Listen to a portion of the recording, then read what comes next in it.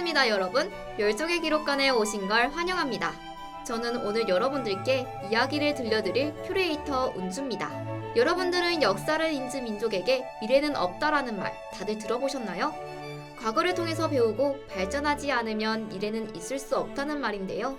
저희 멸종의 기록관에서 멸종한 생물들의 역사에 대해 알아보고 미래를 위한 교훈을 얻어가길 바랄게요. 그럼 지금부터 관람 시작하겠습니다.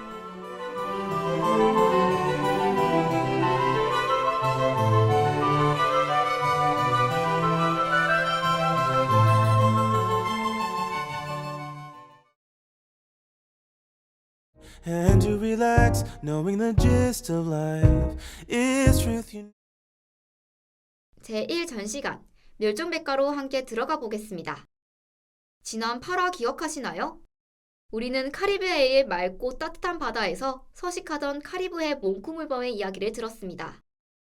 인간의 끝없는 탐욕 때문에 콜럼버스의 첫 만남부터 무자비한 사륙의 대상이 되었던 그들의 비극은 우리에게 자원의 무분별한 약탈이 어떤 결과를 낳는지 똑똑히 보여주었죠.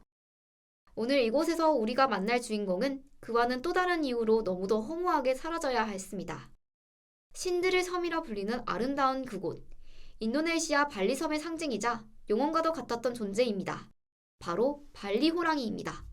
여러분들은 발리호랑이에 대해 들어보셨나요? 학명은 판테라 티그리스 발리카. 이 학명 속 발리카라는 이름 자체가 호랑이가 오직 단 하나의 섬, 인도네시아 발리섬에서만 서식했던 고유한 아종이었음을 증명하고 있습니다. 함께 상상해볼까요?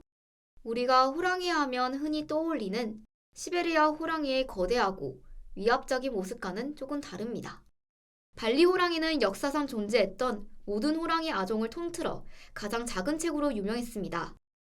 자료에 따르면 다 자란 수컷의 평균 몸무게가 약 90에서 100kg 사이였다고 전해집니다. 암컷은 그보다 더 작았겠죠. 이는 발리섬이라는 고립되고 비교적 작은 환경에 수만 년 동안 완벽하게 적응한 진화의 결과였을 겁니다. 이 작고 민첩한 포식자는 발리섬의 울창한 밀림 속에서 철저히 혼자만의 삶을 살았습니다. 무리를 이루지 않고 자신만의 영역을 지키며 먹이를 사냥하는 고독하고 독립적인 동물이었습니다. 발리 호랑이는 발리섬 생태계의 그 누구도 대체할 수 없는 최상위 포식자였습니다. 섬의 다양한 동물종들을 먹이로 삼으며 전체 생태계의 균형을 조절하는 아주 중요하고도 핵심적인 역할을 수행했습니다. 그야말로 발리섬 자연의 건강함과 야생성을 상징하는 존재였던 것입니다. 하지만 이 아름답고 신비로운 포유류는 20세기 중반 역사의 뒤안길로 완전히 사라지고 말았습니다. 어떻게 신들의 섬에서 그 섬의 상징과도 같던 존재가 이토록 빠르고 허무하게 사라질 수 있었을까요? 그 답을 찾기 위해 우리는 이제 가장 아픈 기록들이 모여있는 곳 제2전시관으로 발걸음을 옮기겠습니다.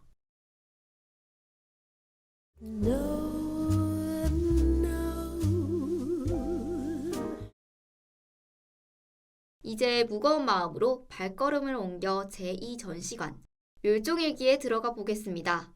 이곳에는 한 생명이 이 땅에서 사라져간 과정과 그 참혹한 이유가 낱낱이 기록되어져 있습니다. 발리섬의 밀림을 호령하던 발리 호랑이는 대체 왜 멸종하게 되었을까요? 거대한 화산폭발 같은 자연재해 때문이었을까요? 제2전시관의 기록은 그 이유를 아주 분명하고도 단호한 한 문장으로 요약하고 있습니다. 바로 인간의 무자비한 서식지 파괴입니다.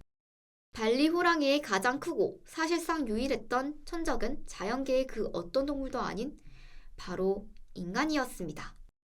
이 비극의 배경을 좀 더 깊이 들여다볼 필요가 있습니다. 발리섬은 지리적으로 그리 큰 섬이 아닙니다. 당연하게도 그곳에 서식하던 발리 호랑이의 전체 개체수 역시 애초부터 그리 많지 않았습니다. 호랑이처럼 넓은 영역이 필요한 최상위 포식자에게는 더더욱 좁은 환경이었죠. 이런 고립된 환경의 생물 집단은 외부의 강력한 충격이 가해질 때 순식간에 무너져 내릴 수밖에 없는 취약성을 가지고 있습니다. 그리고 그 치명적인 충격은 식민지화라는 이름으로 찾아왔습니다. 인도네시아의 식민지화한 네덜란드인들은 이 아름다운 섬을 그저 자원 공급처와 농업기지로만 보았습니다. 섬 전역에서 설탕 플랜테이션과 같은 농업 확장을 위한 대규모 개발이 시작되었습니다. 이는 곧 발리 호랑이의 유일한 집이자 사냥터였던 울창한 밀림이 무분별하게 파괴되는 것을 의미합니다. 서식지를 잃은 호랑이들은 갈 곳이 없었습니다. 인간과의 충돌은 필연적이었고 인간은 좁혀진 거리만큼 더 놀곳적으로 호랑이를 사냥했습니다. 당시 이들에게 호랑이는 보호해야 할 신비로운 생명체가 아닌 그저 가축을 해치는 위험한 맹수이자 그 가죽과 뼈를 탐내는 가치 있는 전리품이었을 뿐이었습니다. 무분별한 사냥이 조직적으로 자행됐고 개체수는 급격히 감소했습니다. 그리고 마침내 1930년대에 이르러 사실상 멸종 상태에 이릅니다. 1937년 9월 27일 서부 발리 순바르 키마 지역에서 마지막으로 공식 확인된 성체 앙컷 한 마리가 결국 사냥꾼의 총에 사살되었습니다. 이것이 우리가 공식적으로 아는 발리 호랑이의 마지막 기록입니다. 물론 그 후로도 숲속에서 호랑이를 봤다라는 목격담은 1970년대까지 드문드문 이어졌다고 합니다. 하지만 사진이나 사체, 뚜렷한 발자국과 같은 그들의 생존을 입증할 만한 그 어떤 확실한 증거도 다시는 발견되지 않았습니다. 지금 우리가 인터넷에서 발리 호랑이를 검색했을 때 살아있는 당당한 모습의 사진보다 사냥꾼들 옆에 전리품처럼 무력하게 쓰러져 있는 흑백 사진이 더 많이 나오는 이유가 바로 여기에 있습니다. 이 아름답고 독특한 포유류는 우리가 그들의 생태나 습성에 대해 제대로 된 과학적 연구조차 해보기도 전에 그 어떤 의미 있는 보호 조치도 받지 못한 채 인간의 손에 의해 이 지구상에서 완전히 사라져버린 것입니다.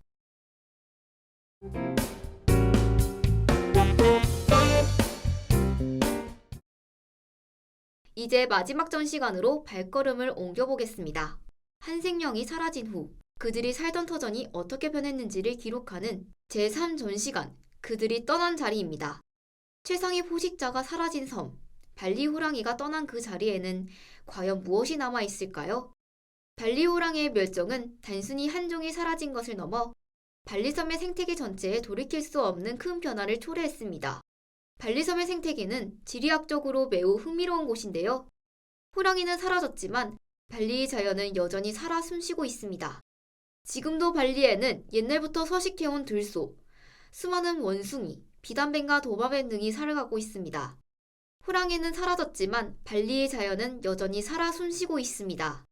또한 300가지가 넘는 다양한 조류를 관찰할 수 있는 여전히 생물 다양성이 풍부한 곳이기도 합니다. 하지만 이곳에도 또 다른 비극의 그림자가 짙게 드리워져 있습니다. 호랑이가 멸종된 것에 이어 조류 중 유일하게 발리섬 고유종인 발리 스타틀링이라는 눈부시게 아름다운 흰새 역시 밀렵과 서식지 파괴로 인해 심각한 멸종 위기에 놓여 있다고 합니다. 하나의 비극이 또 다른 비극을 예고하고 있었던 것이죠. 게다가 호랑이를 사라지게 했던 그 위협은 형태만 바꾼 채 여전히 존재하고 있습니다. 근대 농업의 확산, 그리고 매년 수백만 명의 관광객을 끌어들이는 수많은 리조트에서 무분별하게 뿌려대는 농약 살포 등으로 인해 발리섬의 섬세한 생태계는 지금 이 순간에도 계속해서 변화의 압력을 받고 있습니다. 현재 발리에서 유일하게 광활한 벌판과 야생의 모습이 남아있는 서부 국립공원은 회색 원숭이나 다람쥐, 이구아나와 같은 야생동물의 마지막 피난처가 되어주고 있습니다. 또한 발리 사람들에게 익숙한 토게이 게코라는 대형 도마뱀은 울음소리를 7번 연속으로 들으면 행운이 온다는 전설과 함께 해충을 잡아먹기 때문에 중요하게 다뤄지고 있다고 하네요. 이 아름다운 국립공원의 풍경을 보면서도 마음 한편이 아려오는 것은 왜일까요? 만약 저 숲속을, 저 밀림 사이를 발리섬의 진정한 상징이자 영혼이었던 발리 호랑이가 지금도 당당하게 거닐고 있었다면 이 섬은 과연 얼마나 더 풍요롭고 경이로운 모습으로 우리에게 다가올까요?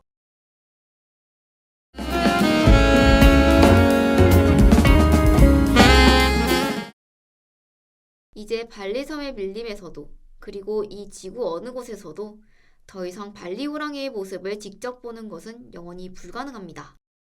그들은 기록 속의 사진과 몇 점의 박제로만 남아 있습니다. 오직 인간의 욕심, 개발이라는 이름의 탐욕 때문이었습니다. 발리 호랑이는 그들의 힘과 신비로움으로 명실상부한 발리솜의 상징이었습니다. 하지만 그들은 자신들의 평균 수명이나 자세한 생태적 특성조차 인류가 제대로 연구할 기회도 얻지 못한 채 너무도 빨리, 너무도 허무하게 우리의 곁을 떠났습니다. 이런 이야기를 들으면 몇몇 사람들은 이렇게 생각할지도 모릅니다. 너무 아쉽고 안타깝긴 하지만 그래도 시베리아 호랑이나 벵걸 호랑이, 또 수마트라 호랑이처럼 다른 멋진 호랑이들이 아직 많이 남아있으니까 괜찮은 거 아니야? 라고요. 하지만 저는 감히 말씀드립니다. 그렇게 생각하는 순간 우리는 이미 멸종의 기록관에서 아무것도 배우지 못한 것이며 또 다른 생명의 소중함을 가볍게 여기는 가장 위험한 길로 들어서게 된 것입니다. 발리 호랑이는 그저 수많은 호랑이 아종 중 하나가 아니었습니다. 그들은 수만 년이라는 기나긴 시간 동안 발리섬의 기후와 밀림, 그리고 그곳의 먹이 사슬에 완벽하게 적응하며 독자적으로 진화해온 그곳만의 이웃이자 그 생태계를 건강하게 지탱하는 고유한 주민이었습니다.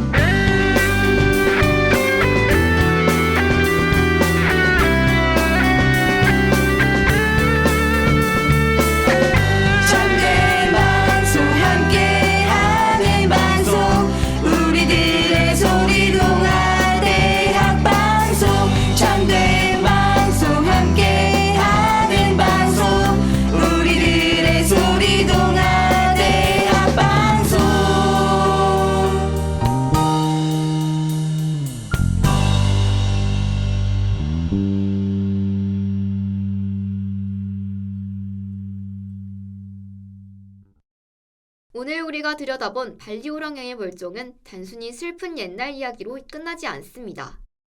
이 이야기는 과거의 비극인과 동시에 지금 우리의 현재를 날카롭게 비추는 커다란 거울이기도 합니다. 그리고 어쩌면 아주 작은 희망의 실마리를 우리에게 던져주고 있을지도 모릅니다. 이게 무슨 말이냐고요? 최근 유전학적 연구 기술이 눈부시게 발전하면서 아주 놀라운 연구 결과가 하나 제시되었습니다. 멸종된 것으로 알려진 이 발리 호랑이와 마찬가지로 멸종된 자바 호랑이가 현재 인도네시아 수마트라 섬에 생존해 있는 수마트라 호랑이와 유전학적으로 거의 동일한, 사실상 같은 아종이었을 가능성이 매우 높다는 것입니다. 만약 이 연구 결과가 학계에서 공식적으로 사실로 확정된다면 이들의 학령은 가장 먼저 이름이 붙여진 자바 호랑이의 학령으로 통합 변경될 수도 있습니다. 하지만 이름이 바뀌는 것보다 더 중요한 것이 있습니다. 이 유전적 유사성은 바로 생태계 복원이라는 새로운 기능성을 열어주었는데요. 실제로 인도네시아 내에서는 현재 수마트라 섬에 생존 중인 수마트라 호랑이를 이미 호랑이가 사라져버린 발리섬과 자바섬의 국립공원에 다시 방사하여 무너진 세상의 포식자의 자리를 되돌려놓고 생태계를 복원하자는 주장이 진지하게 나오고 있습니다.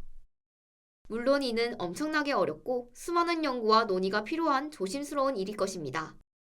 발리 호랑이의 멸종은 우리 인간의 책임을 다시 한번 상기시킵니다. 우리는 자연 보호를 통해 그리고 이미 버려진 비극을 교훈 삼아 미래 세대도 우리와 같은 자연의 경이로움을 경험할 수 있도록 해야 합니다.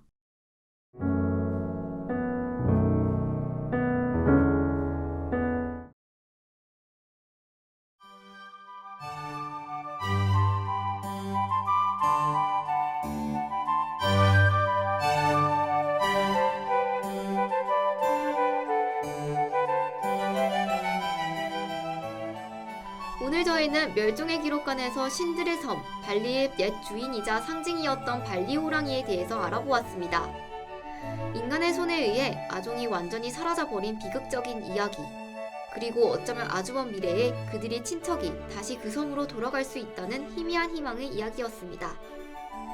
발리 호랑이의 이야기를 들으며 어떤 생각이 드셨나요? 그들의 삶과 너무도 이른 사라짐을 돌아보는 이 시간이 우리 곁에 아직 남아있는 수많은 생명의 소중함을 다시 한번 깊이 느끼는 계기가 되었길 간절히 바랍니다. 오늘 멸종의 기록관을 방문해주셔서 감사합니다. 이 방송을 다시 듣고 싶으시다면 다오미디어 센터 유튜브와 홈페이지에서 확인할 수 있습니다. 다음 시간에는 또 다른 동물의 이야기를 준비해 놓도록 하겠습니다. 함께해주신 주현 PD님 감사합니다. 지금까지 멸종의 기록관 큐레이터 은주였습니다.